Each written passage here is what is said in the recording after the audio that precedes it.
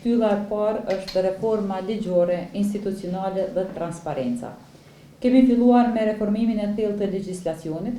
Vetëm dje u miratuan 2 ligje tepër të rëndësishme, pra ligji për financimin e resurseve ujore dhe ligji për banimin e përballueshëm. Fokusimi ynë do të jetë do të vijojë me projekte për mbrojtjen e natyrës, mbeturina, do vijojë me projekte për mbrojtjen e natyrës, projekte për mbeturina, inspektoratin e mjedisit dhe menaxhimin e resurseve ujore. Shtylla e dytë, zero tolerancë ndaj degradimit. Mbrojtja e natyrës është prioritet absolut. Prandaj kemi marrë vendime urgjente si inspektimi i jashtëzakonshëm i gjitha hidrocentraleve, ndalimin e ndërtimeve në zona strikte të paqeve kombëtare dhe rikthimi i rrjedhës së lirë të lumenjve. Kemi pezulluar punimet me beton në shtretërit e lumenjve dhe kemi obliguar burgthyesit të nënshtrohen verifikimet. Në kuadër të inspektoratit të mjedisit do të krijojmë inspektoratin digjital, që nënkupton se do të krijojmë një sistem monitorimi përmes të cilit do të parandalojmë krimin mjedisor. Kjo nënkupton që Ministria do të ketë një sallë monitoruese e cila monitoron tërë territorin e Kosovës 24/7 përmes pajisjeve më të avancuara teknologjike. Shtylla tjetër që kemi është shtylla gjithëpërfshirje qytetare në mbrojtjen e natyrës. Në ditën e tokës themeluam gardën për mbrojtjen e natyrës, e cila tashmë në radhët e saj ka rreth 100 gardian. Shtylla e katërt është shtylla për uljen e ndotjes nga industritë. Kur flasim për mjedisin, gjëja e parë që bie ndërmend është cilësia e ajrit që thithim, ujit që pim dhe tokës që mbjellim, tokës ku mbjellim ushqimin tonë.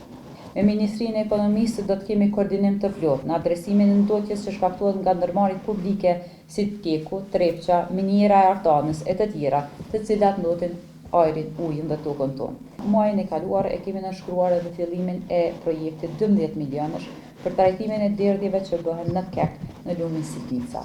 Me Ministrinë e Infrastrukturës dhe Transportit vetë se kemi filluar bashkëpunimin në adresimin e ndotësve që vijnë nga infrastruktura dhe transporti. Edhe me Ministrinë e Tregtisë dhe Industrisë kemi filluar koordinimin në iniciimin e projekteve dhe hartimin e masave të mbështetjen që do ta kemi për industritë private në mënyrë që të ulim ndotjen që vjen nga industria private. Për sa i përket infrastrukturës ligjore ose kornizën ligjore, ne aktualisht tashmë kemi një ligj të ri i cili për herë të parë rregullon fushën e financimit në fushë të ujrave, të resurseve ujore, e cili do të heqë disa dilemat e cilat në të kaluarën ka shkaktuar shumë probleme, sidomos në procesin e dhënies së të drejtave për shfrytëzimin e ujrave.